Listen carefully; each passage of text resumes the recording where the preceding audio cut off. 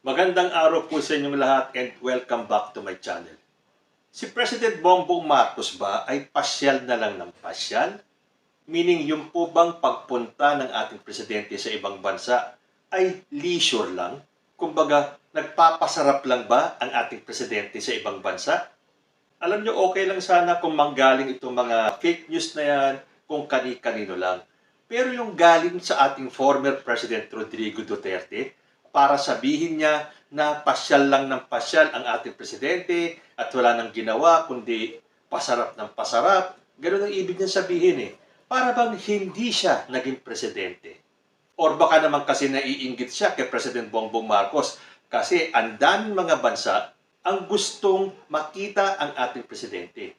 Kaya siya laging naiimbitahan at in return, pagbalik ng ating presidente, malamang meron po siyang magandang resultang iniuwi na hindi po yata nagawa ni former President Rodrigo Duterte. Hindi kaya inggit ito?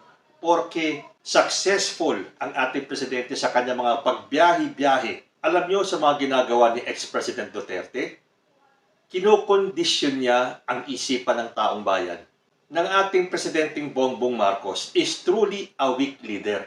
Napatunayan na po natin na si President Bongbong Marcos ay mas malakas ang dating kaysa kay former President Rodrigo Duterte. Kaya nga pinag-aagawan siya ng iba't ibang bansa at gustong makipag-business with the Philippines through President Bongbong Marcos.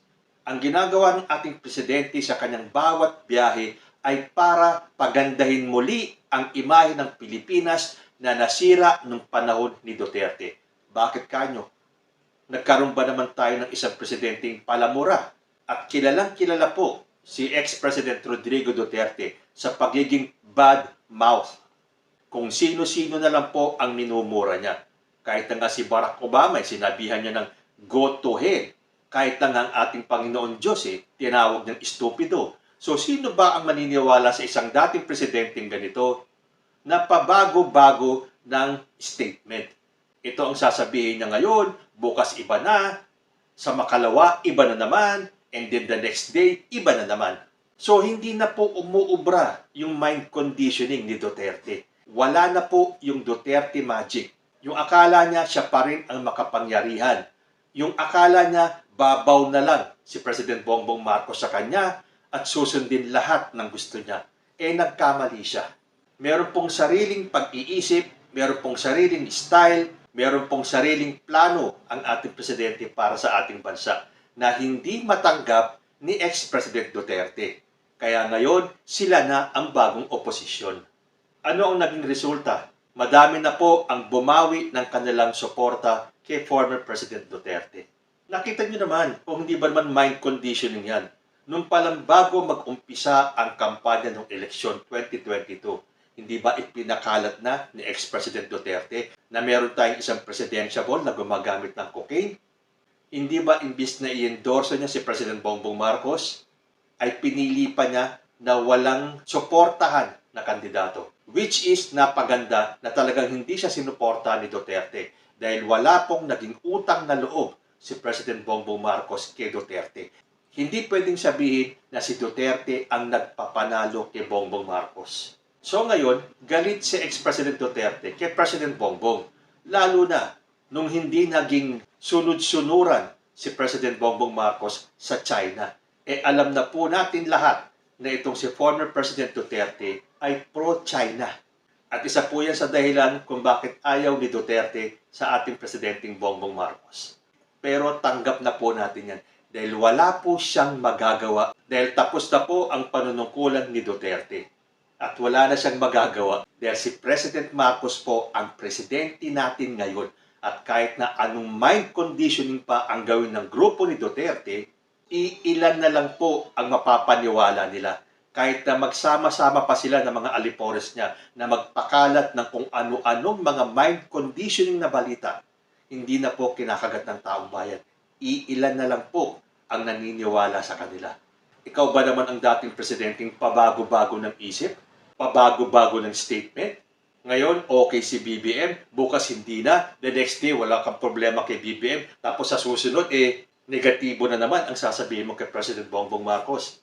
Itong pasyal-pasyal issue na iginigiit ni Rodrigo Duterte ay hindi na po kinakagat ng taong bayan. Dahil napakadali na po ang mag-research. Magbasa lang kayo ng mga balita sa internet, sa YouTube, sa Facebook. Makikita po natin ang mga resulta ng pagbiyahe ng ating presidente. At ano naman ba ang buwelta ni President Bongbong Marcos dito sa patutsada ni Duterte na pasyal-pasyal lang daw si President Bongbong? Panoorin po natin itong video yung ginawa ko para sa isang YouTube channel ko at lagi ko pong sinasabi, kayo na po ang humusga. Let's all watch this. So ano naman ang resulta ng pagbiyahe ni President Bongbong sa Germany? Sabi po dito sa balita, PBBM secures $4 billion investment deals in his 3-day working visit to Germany. Nagawa ba ni Digong yan noong panahon niya? Sa dami ng pinasyalan ni President Bongbong Marcos ng mga bansa, lahat po yan ay may magagandang naging resulta. May hinihintay pa tayo mga pledges, pero marami na po ang naisakatuparan. Inggit lang siguro tong grupo ni Duterte kasi hindi niya nagawa yung nagagawa ni President Bongbong ngayon. Ang feeling ng grupo nitong si Duterte, sila pa rin ang makapangyarihan. Hindi nila akalain na yung tinawag nilang weak leader ang magpapabago ng paningin ng taong bayan kay Rodrigo Duterte. Itong tatahi-tahimik na presidente natin ay matatabunan yung magagandang ginawa ni Duterte during his term. Hindi po natin maiaalis ang magagandang nagawa ni Duterte sa Pilipinas. Pero sa mga ginagawa niya ngayon, mabilis pong nagbabago ang paningin ng taong bayan kay Rodrigo Duterte. Ang dating kanilang tinitingala na presidente, bakit daw nagkaganito? Ako sa tingin ko, hindi po nanggagaling yan kay ex-President Duterte. Yan po ay mga sulsul ng mga taong nakapaligid sa kanya. Nakita nyo na nga, nakakaawa na yung matanda, halos hindi na makalakad. Nagkakanda utal-utal na, hindi natin alam. Baka inaatake na yan habang nagsasalita. Kung walang sulsul itong mga nakapaligid sa kanya, mananahimik na lang siguro yan. Tulad ng sinabi niya bago siya bumaba. Pag siya daw ay bumaba, magiging ordinaryong mamamayan na lang siya at i-enjoy niya yung kanyang retirement.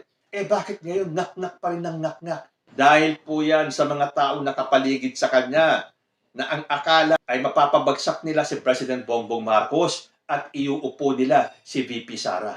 Pero kahit nakikita na natin ang mga galawan ni VP Sara, wala pa po siyang sinasabi na gusto niyang pabagsakin si President Bongbong Marcos at siya ay pumalit. Hanggat hindi po nanggagaling sa bibig ni VP Sara yan. Dahil understandably, makikiayon itong si VP Sara sa kagustuhan ng pamilya niya.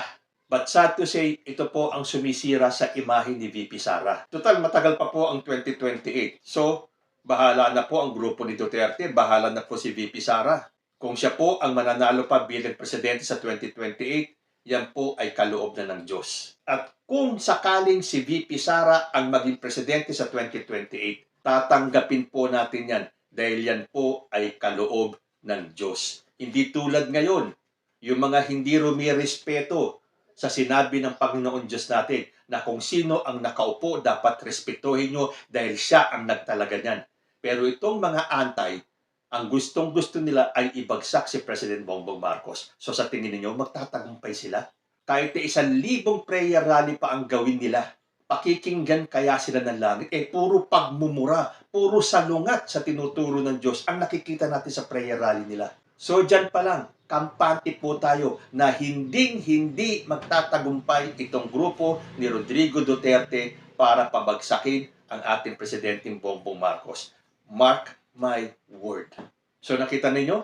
Ito po ang mga resulta ng pagpasyal-pasyal ni President Bongbong Marcos sa ibang bansa. Ngayon naman, $4 billion investment deals ang nakuha ni President Bongbong sa kanyang biyahe or yung kanyang pamamasyal sa Germany. Para bang itong si former president ay hindi ng ibang bansa nung kapanahonan niya. Oo nga pala. Ang pagkakaalam ko po kasi, limitado ang naging pagbiyahe ni former President Rodrigo Duterte dahil hindi naman siya naiimbitahan.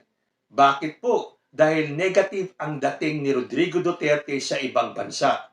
Dahil kung si Barack Obama ay nasabihan niyang go to hell, di ano pang iisipin ng ibang bansa? Iimbitahan ba nila itong klase ng presidente ng Pilipinas na palamura? Yan po ang naging imahe ng Pilipinas during Duterte's term. At yan po ang nililinis ng ating presidente ngayon. At nakikita po natin nagtatagumpay si President Bongbong Marcos. So sino na nga po ang nagsabing wala daw ginawa si President Bongbong Marcos kundi pasyal na ng pasyal? Ay ito po yatang si former president na muntik nang atakihin sa stage sa kakalabas ng mga paninira at kasinungalingan kay President Bongbong Marcos. Gusto ko nang maniwala na inggit po ang pangunahing dahilan kung bakit nagkakaganyan si ex-President Rodrigo Duterte. Sabi nga po dito ni Deputy Majority Leader for Communications Erwin Tulfo, Digong, hindi welcome sa ibang bansa. Well, knowing naman kasi kaya hindi siya makabiyahe dahil maraming not welcome siya sa Europe, di ba?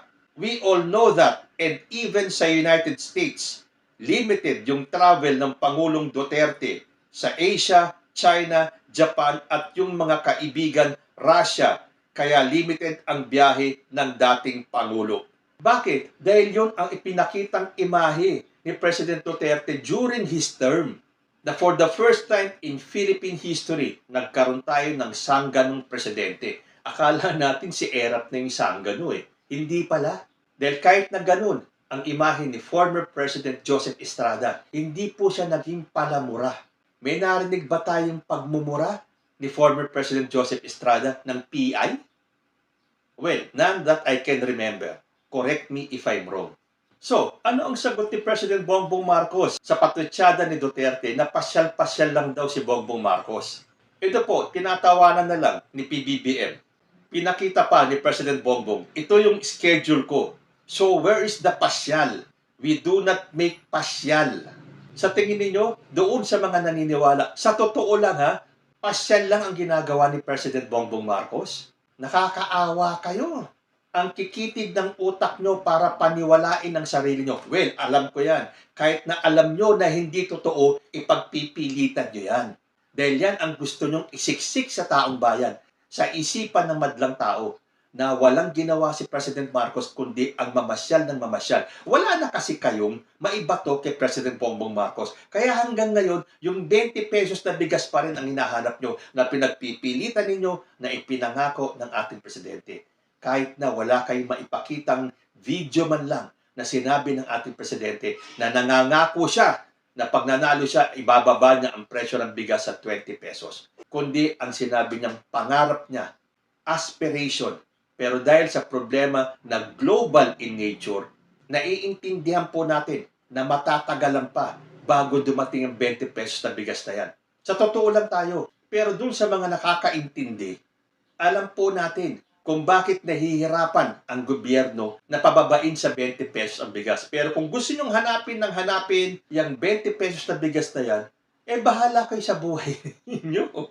At doon sa pabago-bago naman na statement ni former President Rodrigo Duterte, alam na po natin yan. Kalat na po at alam na ng taong bayan ang mga pabago-bagong statement ni Rodrigo Duterte. Ano po ang sabi ng ating presidente? Nako-confuse ako kay PRRD. Papalit-palit eh. So, we will. Tingnan ko muna kung ano ba talaga ang sinabi niya para maintindihan ko. I think, hindi ko talaga naintindihan kasi parang naiiba. Bawat salita niya, iba. I will try to make sense of it. Kung iintindihin natin itong sinabi ni President Bongbong Marcos, I will try to make sense of it. Ibig sabihin, para po sa akin, puro nonsense po ang sinasabi ni Digong at hahanapan pa ni President Bongbong Marcos ng sense. Ay nako, ito talagang si President Bongbong Marcos, suwabe din kung makabanat. At nakita naman natin, kahit na pinipersonal na siya ni former President Duterte, hindi po nagre-retaliate si President Bongbong. Ang sabi pa niya, nothing personal against former President Duterte. So, kung paghahambingin po natin itong dalawang presidenteng ito, si former President Rodrigo Duterte at si President Bongbong Marcos, sino po ang pipiliin ninyo na maging presidente ng Pilipinas? Sino po ang mas pipiliin nyo na mamuno ng ating bansa? O ayan, sa tingin ninyo, puro pasyal-pasyal lang ba ang inaatupag ng ating Presidente Bongbong Marcos? Or yung mentalidad ni dating President Rodrigo Duterte ang namamasyal na kung saan-saan? Hanggang dito na lang po muna tayo. Hanggang sa susunod na mga issues. Maraming salamat po.